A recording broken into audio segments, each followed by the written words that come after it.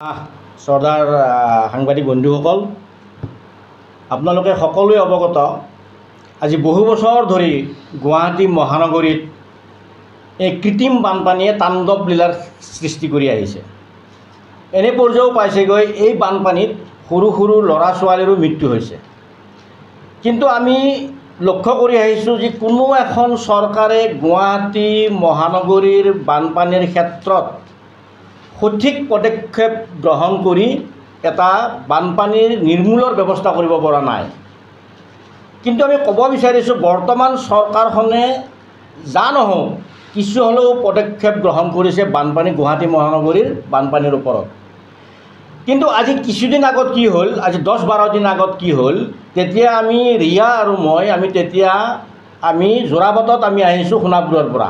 সেইদিনা সন্ধিয়া হৈছে।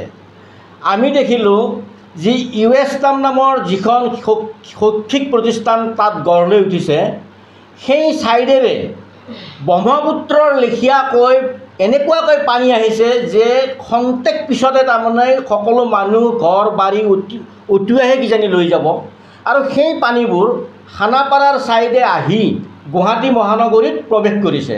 আৰু তেতিয়া এটা ৱাৰ্ড গুৱাহাটী মহানগৰীৰ এটা ৱাৰ্ড ডুব যোৱাৰ লগে লগে গুৱাহাটীখন গোটেইবিলাকৰ যান জোঁটৰ সৃষ্টি হৈ গোটেই জনসাধাৰণৰ বিপদত পৰি আলৈ আঁঠনিৰ সীমা নোহোৱা হৈছে।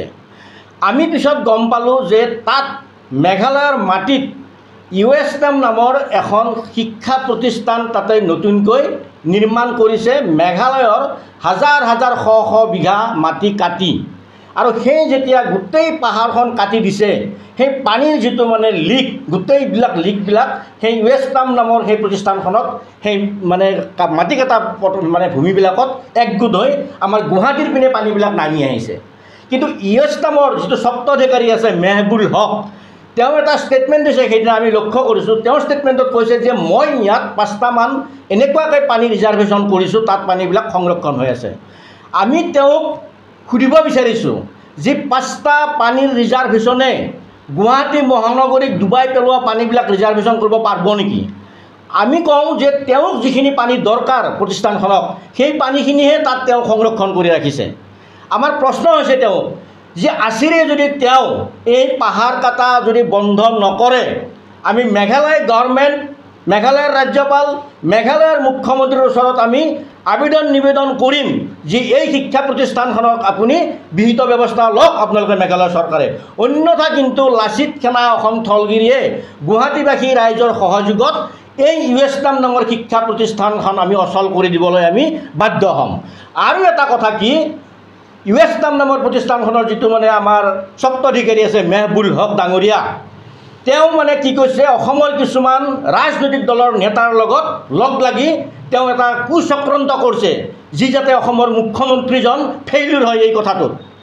ইয়াত আমি অসমৰ এই ৰাজনৈতিক দলৰ নেতাবিলাকক আমি কৈছোঁ, যে আমি সকীয়াই দিছোঁ যে ইউএছটামৰ স্বত্বাধিকাৰী এই বংগমূলীয় মুছলমানজনৰ লগত লগ লাগি এই দালালি বন্ধ কৰক।